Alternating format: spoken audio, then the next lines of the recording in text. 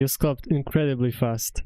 Was that always the case? What helped you to improve your speed, and what was the biggest challenge along the way?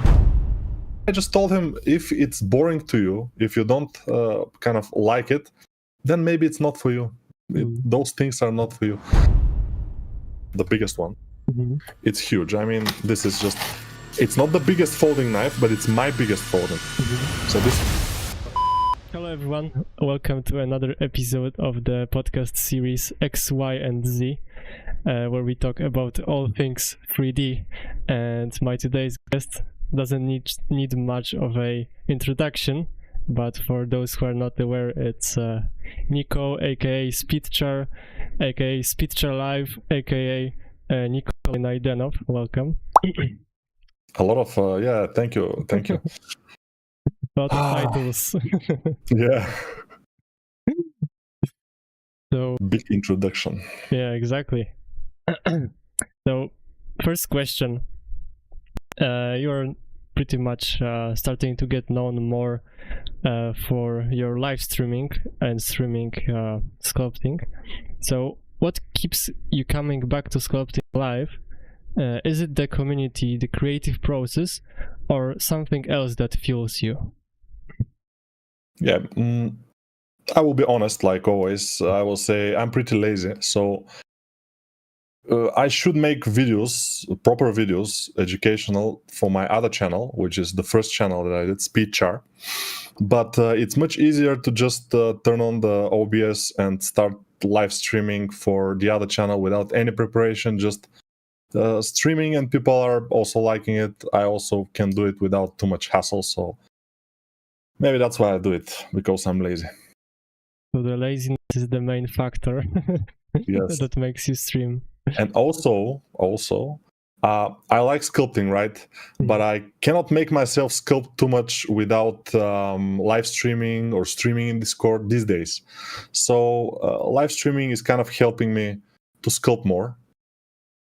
Also streaming in Discord, but I haven't done that recently because summer is a little bit busy with a lot of vacations. Busy with vacations. Okay, I see. Another question. In your opinion, what's one thing that beginner artists should be doing way more often, but they usually don't?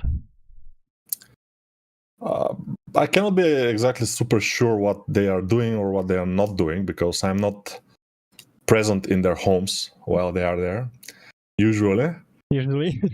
But my guess is that they should practice more. I mean, like these days, those distractions like YouTube, TikTok, Instagram, all the social networks and games also. There are a lot of amazing games. So a lot of distractions, and I don't know if people have this kind of time to practice as much as we do back in the days. But of course, for example, I was reading one comment today in one of my YouTube videos, and the guy said that he's into sculpting, into modeling, into all those things, but it's so hard and so boring. So what is my advice? And I just told him, if it's boring to you, if you don't kind of like it, then maybe it's not for you. Those things are not for you. When you kind of start sculpting and you devote, for example, 200, 300 hours into learning the software, for example, Blender, because before you learn the software, you will not enjoy the process that much. But when you learn the software, when you feel like a little bit like home, then you will start enjoying the process. If you don't enjoy it, then it's probably not for you. But to the question, most likely people should practice a little bit more, because now the whole industry and everything is much more competitive than back in like 5 years ago. 5 years ago, when the pandemic hit, it was very good for the industry, we may say. A lot of companies were hiring, and there were a lot of jobs, a lot of freelance. There were a lot of money on this. Now it's the opposite. So I think it's a period especially for the 3D artists, because the 3D AI is still not on the level of the 2D AI. The 2D AI is amazing, but the 3D AI is not good. Especially for characters, it cannot actually do the job. And probably it will not be able to in maybe a couple of years. So yeah, now it's time to get better, to push it, to get more competitive. And to get more competitive, you have to put more hours. That's inevitable. There is no other way. So do you have any tips, methods, basically for someone to motivate them a bit, to practice a bit more? My motivation was to, I can talk about myself. My motivation was, first, I like to sculpt. I liked to get better every day, to learn new things. This is one motivation, to learn, which is kind of a... learning is something that people have to do. If you don't learn, you will eventually probably die. It's not possible to live a happy and fulfilled life without constantly learning anything. It doesn't matter what. But why not? It will be sculpting, right? Or 3D or whatever. So yeah, that was pushing me. And also when I started uploading things in my ArtStation portfolio around probably 10 years ago, I'm not sure, then what started pushing me to get my artworks further, better, is and I always say that when I'm working on something, I'm working like hours and hours, and then I'm exhausted. I don't want to work on this anymore, and I say, okay, I will just render it fast and upload it to ArtStation and let it be over with. But then I think, okay, if I upload this to ArtStation and I watch the image that I rendered, if I upload this to ArtStation, will people hit the like button? If I was somebody who just watched this, I didn't make it, I just watch it, I just look at it, will I click the like button, or I will be like, it could be better? And usually it's the second answer. So I just say, okay, I will put a couple more hours into this to make it more refined, and that usually is worth it. And this kind of taught me that you can always make something better. You just have to put some more time onto it. If it's worth it, that's another question, but most of the time it is. Yeah. Yeah, I think you've touched on a very important topic, which you should be your biggest critic when it comes to artwork. That's definitely true, although some people maybe they don't realize, but they don't have this eye. They don't have the eye for the mistakes. And when they make something, they tend to think that it's great, and they upload it, they don't get the likes, and they say, okay, why people are not recognizing me? Because you're not that good is usually the answer. But they think that maybe something else is the problem, not their art. So usually it is your art. And it's you cannot expect as a young artist to upload something in the internet, to upload something in ArtStation, for example, and to get a lot of likes, even if it's very good. I've seen a lot of amazing artworks get lost in ArtStation. People are new, for example, in ArtStation, they upload something and it's just get lost, and it get like 20 likes. It doesn't ever reach trending. And if it doesn't reach trending, it will be forgotten very quickly, although it is definitely worthy of being there in trending. But of course, so many people are uploading each second, we may say. It's difficult to get to trending if you don't have the followers, and in the beginning you will not have them. So it's a little bit difficult to start. But if you are good, if you upload often, eventually you will get through. Yeah. Thank you for talking about ArtStation, because the next question is really connected to that. When do you think an artist is ready to start building a portfolio, and what should be their focus early on?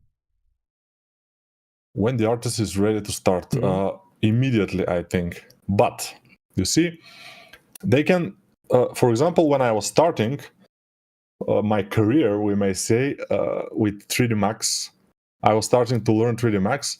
I was doing just chess figures. I was doing some chairs or tables or computers or whatever, some modeling. Mhm. And I could put those things in my portfolio back then because this was my level. And yeah, if there was ArtStation, I probably would put those things in my portfolio.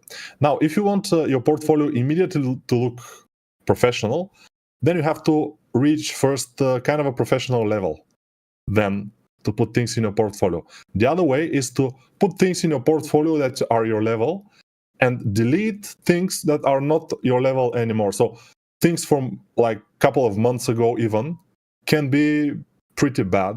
So you can delete them and you can leave only the best things, only the things that present your current level in your portfolio. And this way, you will put things, you will remove things, you will put, and eventually you will reach a professional level, but you already will have a lot of things in your portfolio. Of course, some of them will be removed, some of them will stay, but I advise people to leave only things in their portfolio that represents their current level.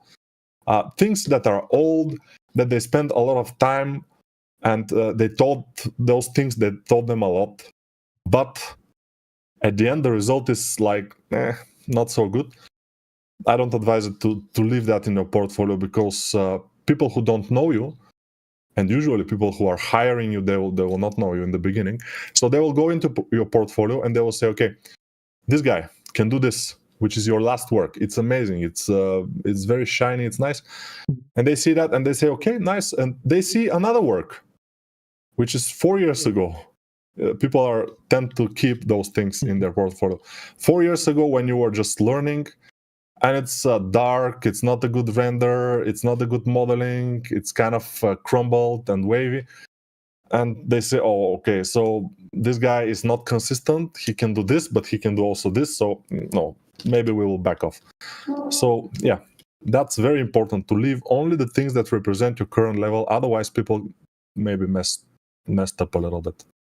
So would you say also a part of the portfolio would be the consistency in the style? Because I mean, you can have someone who makes arcane style, let's say, models, then you have another model which is hyper realistic likeness of some celebrity. Do you think that's a good decision to put in a portfolio? Because I oftentimes see that happen.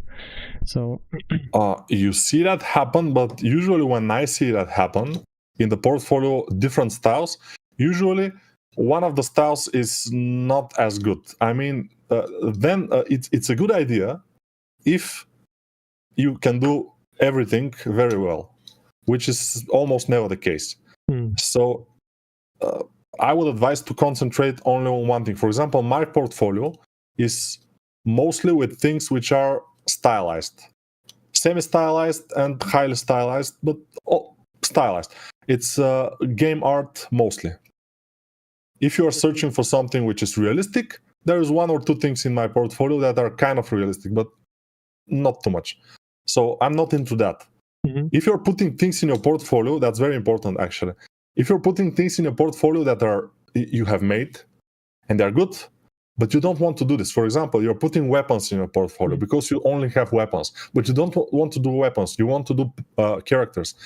Don't put those weapons in your portfolio. Maybe they're good, but don't put them there. Put characters and put the weapons on those characters. So you can show that you can make characters and people will search. People will kind of hire you to make characters for them, not weapons. Because, yeah, you can make weapons, but with the character, for example. You always have to put things in your portfolio that you want to do. If you want to do characters, you cannot have portfolio full with cars, for example. It's not going to work. Yeah, and that's a brilliant idea, because you can have a portfolio piece which is a table, and then another one is like a girl character. Why not make one piece and the girl is sitting on the table? So yeah, I Yeah, like it a it lot. can be, but for example, in this case, I would remove the table as a piece from a portfolio. Mhm. It will be the girl will be the main piece. It will be one post only for the girl, and there will be the girl in a pose, the girl in another pose, the girl sitting on the table, the girl sitting or crouching below the table. Some things like this, it can be good. Yeah. So I don't have any more questions for this. I think it's explained very clearly. Hopefully, yeah. If AI ever took over 3D character creation, which is pretty likely to happen, what would you pivot to, or would you still find a way to create? Actually, you say it's pretty likely to happen. Yes, it probably is, but we don't know. We don't know because it kind of start to take over the 2D, the concept art. Although concept artists still have work in most places that I know. So it's not even with the state of the 2D art, which is Midjourney and ChatGPT. They're making amazing images. Still, 2D artists, they have jobs. So for the 3D art, the AI is very far from the truth now. It may someday kind of get better and better. I don't know when. But at the end, it's 3D. It's a little bit more difficult than just taking one picture and showing it on the internet or whatever. It's a 3D file. Usually, the 3D files, you have to handle them with a 3D software. And who can handle those files better than a 3D character artist, right? So when the scans start to appear, people thought that our job also for the realistic characters will be done, but it's not actually done.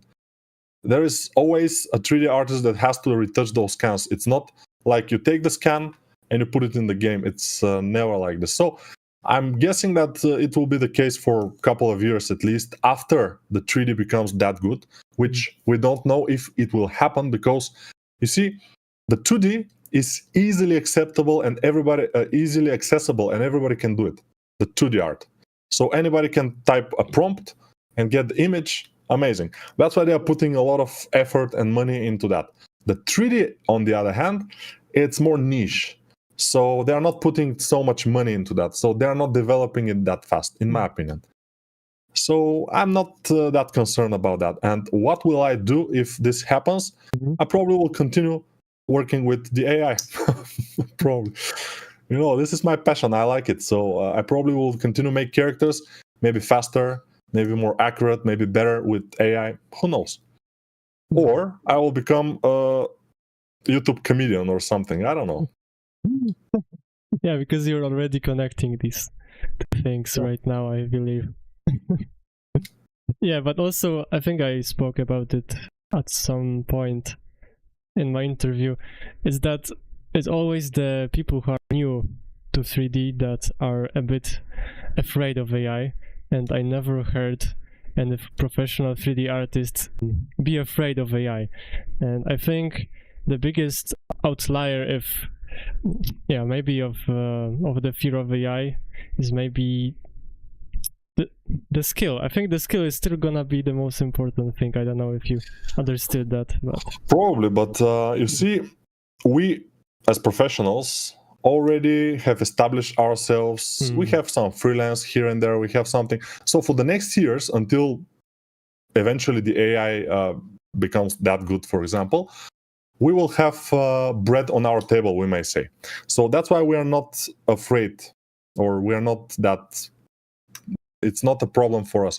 For the young artists, it could be a problem because they are now stepping up. They are now starting to learn, and it will take a couple of years until they reach a good level. And you never know with the development these days how fast the AI will start, taking over, and maybe at some point, while they are still kind of almost there, the AI will take over and everything will be over, and they will be like, okay, what's happening? So they will never be able to actually work that's their fear, which I think it's probably it's a good fear. I mean, it's a fear that's could be true. It's a fear that could be true. So we don't know. Yeah. Nobody can tell you. Unless someone can see future, then yeah. But Yeah. I don't But know if these people as this exist. guy Jay Hill says, if you like sculpting, if you like making characters, just make them without thinking of AI or whatever. Yeah. Just work on that, get better. Eventually, whatever happens. This may be a hobby or something. It doesn't matter. Yeah, I agree with that.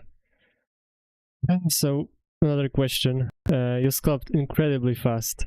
Was that always the case? What helped you to improve your speed, and what was the biggest challenge along the way?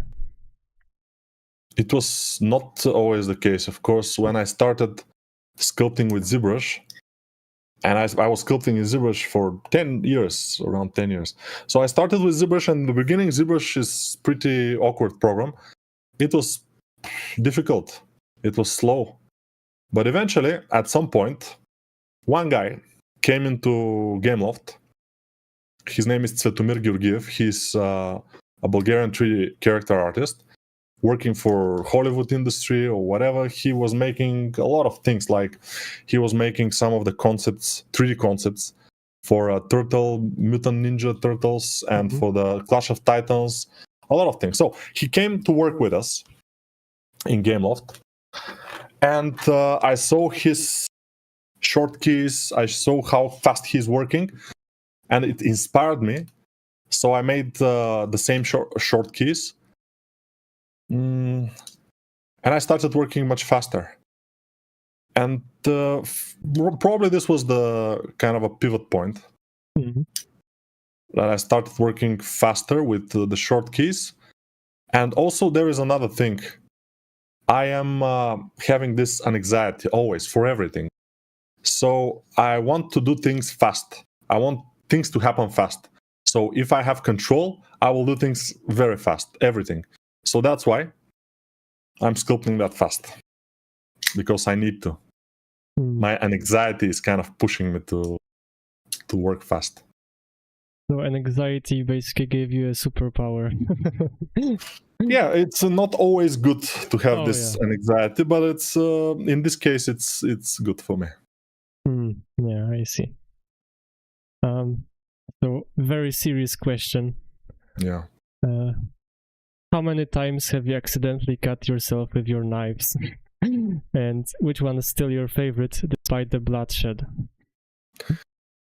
Numerous times I have cut myself, and I don't have a exact favorite knife. For example, I have folding knives, which are, this is one of the latest that I have. Damascus blade, very cool. Oh yeah? Yeah. Oh, it has this pattern, right? Yeah, Damascus. So it's a folding knife, right? And I have maybe more than 200 folding knives, more than 300. I'm not sure exactly. I haven't counted them. Maybe even more. On my desk right now, I have 30, 40. I'm not sure how much. I have a lot. Oh, wow. There is another Damask one also, a little bit smaller. Another one.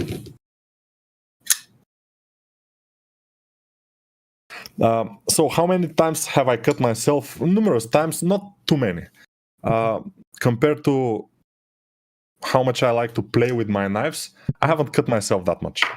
But the biggest cut was with this knife. Oh.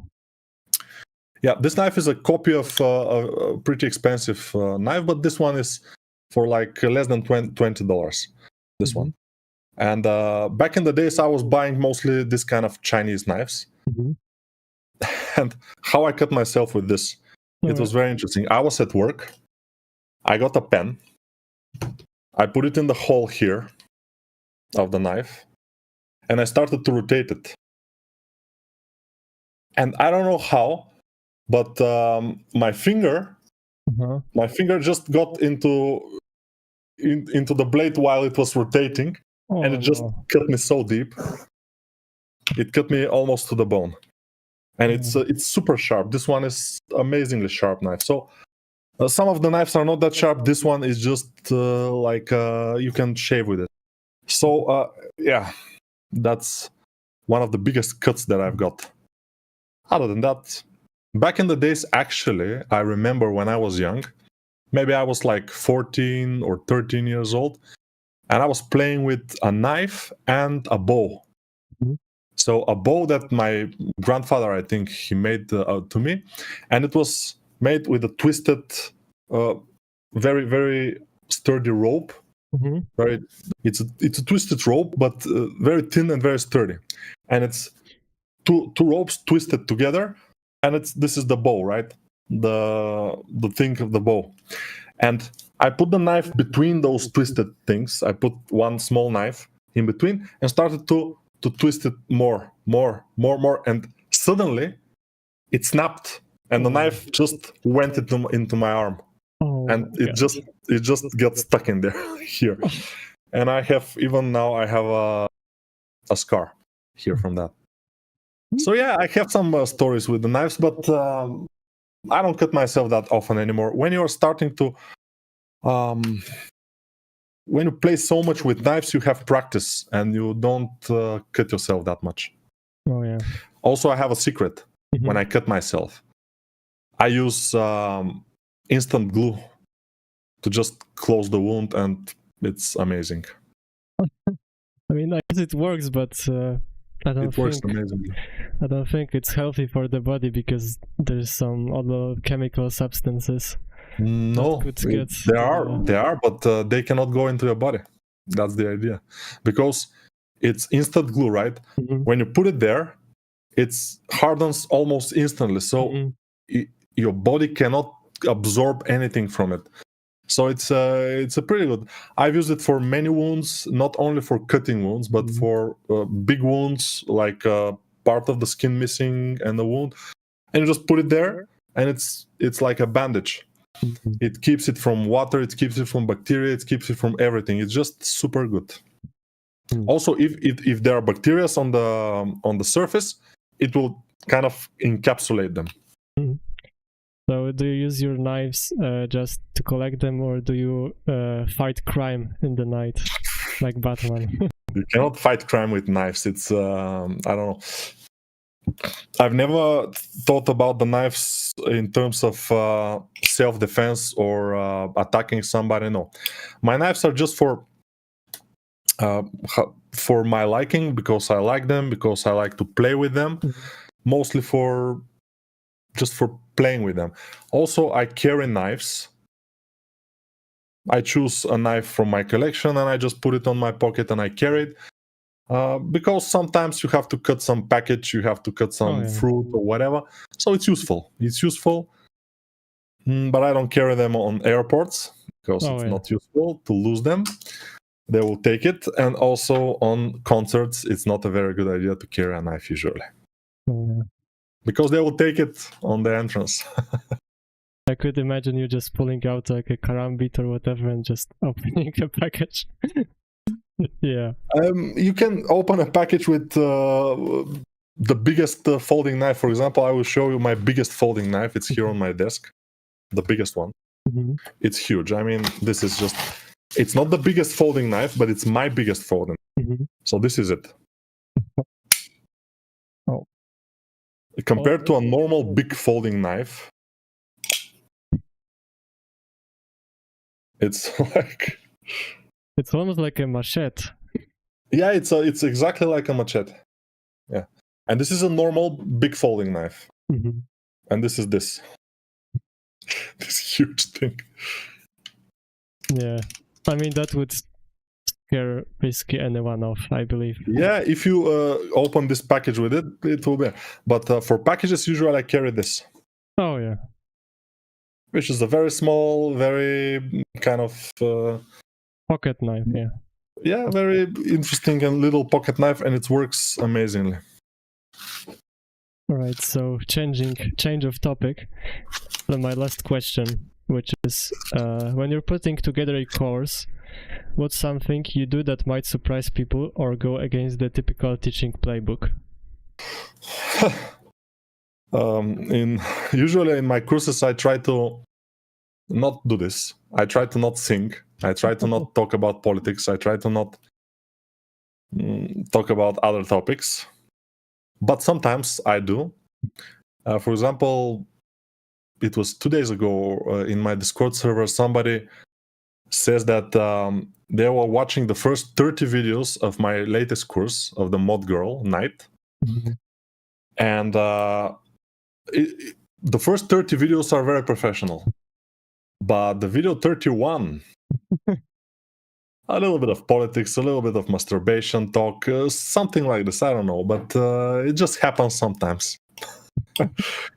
So I like to be more loose, not so like super professional or something. I like to keep it, especially in the paid courses. I like to keep it more professional, but still not boring. I try to not be boring. Yeah, I think that's why many people like your courses, because Probably, yeah. that's what's original about them. Okay, thank you so much. And now it's the moment where you have to prove yourself if you are truly the speed chair. I think for an hour I like to see where I am. Oh, you've started already. Okay. I started the timer, yeah. Personal preferences. Do you like coffee? No. Do you enjoy spicy food? Yes. Have you ever tried sushi? Of course. Do you prefer summer over winter? Yes. Do you like pineapple on pizza? Pineapple on a pizza? I don't know. I haven't tested, I think. Are you a night owl? So do you like? I was, but now no. Mm-hmm. Do you enjoy reading books? Yes. Do you like horror movies? No, definitely not. Do you enjoy cooking? Yes, but I don't do it too much. Mm-hmm. This is a bit personal. Do you sing in the shower? I used to, but now I don't do it that much. I don't know why, but yeah, I used to do it. Maybe when I was single, I was doing it more. Now I'm not, so yeah. Okay, now it's travel and experiences. Have you ever been on a plane? Yes, a couple of times. Have you ever been to another continent? I mean, it kind of connects. Yeah, I've been in a couple of continents. Mm-hmm. Have you ever ridden a horse? I think so, yeah. Mm-hmm. Have you gone skydiving? Yes. Okay, interesting. Have you visited a beach in the last year? So I think it connects to our talk before interview. Yeah, in the last week I was on the beach, yeah. Have you ever stayed in a 5-star hotel? Yes. If you count 5-star Egyptian hotel. Okay. In Egypt, the hotels are all 5 stars. You know? Oh, yeah. Have you ever gotten lost while traveling? I don't think so. These days it's difficult to get lost, with GPS and everything. Oh, yeah, that's true. Have you ever taken a road trip? Yes. Have you ever traveled alone? Yes. Now it's random fun category. Can you whistle? Yes. Do you believe in luck? Yeah.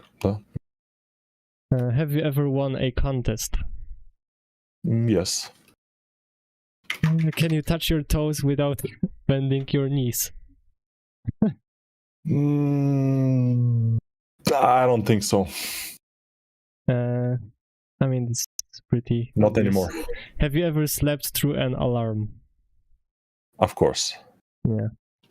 Have you ever pulled an all-nighter? Oh, yeah. When I was young, all the time. Do you like roller coasters? Not too much. Have you ever fainted? I don't think so. But yeah, I think once on purpose. Purpose? Yeah. What do you mean on purpose? There was this thing back in the day in school that you are getting against the wall, your back against the wall, you're bending forward, you're breathing hard a couple of times, then you stand up and somebody push, and you hold your breath and somebody push you on the chest, and then you faint. And yeah, I did it, and I fainted. Do you know how to juggle? To juggle, no. Have you ever met someone famous? I think so, yeah. Now it's tech and hobbies. Do you play video games? Yes. Have you ever coded something? Coded? Yes. Like yes. Programming. Yeah, I programmed when I was very young on a very low level PC back then. Do you own a gaming console? Do I own a gaming console? Yes. Yeah, I have PlayStation 4 and 5. Do you have you used a VR headset? Yes. Do you have a hobby you do weekly? Yes, I sculpt. Even more than weekly. Yeah. Have you ever built something from IKEA? Yes. Do you enjoy board games? Not bad, yeah. I like them. Have you ever binged an entire show in a day? I think so, yeah. Do you prefer texting over calling? Yes, definitely. Do you use emojis often? Do I use what? Emojis, like the yeah, faces. I use the smile emoji very often. Now it's school and work life. Have you ever been late to school work? To school? Yeah. I think so, yeah, but not too much. I was usually early. Have you ever faked being sick to skip classes? I don't think so. Have you ever fallen asleep in class? Oh, of course. many times. Do you like working in a team? Yeah, I definitely like it.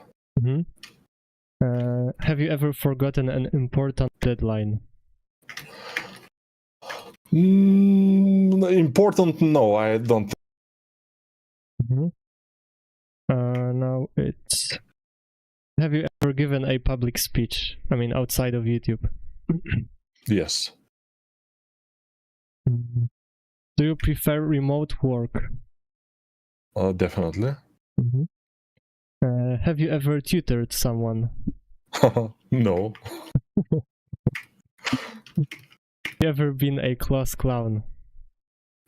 Maybe, yeah. I would guess so.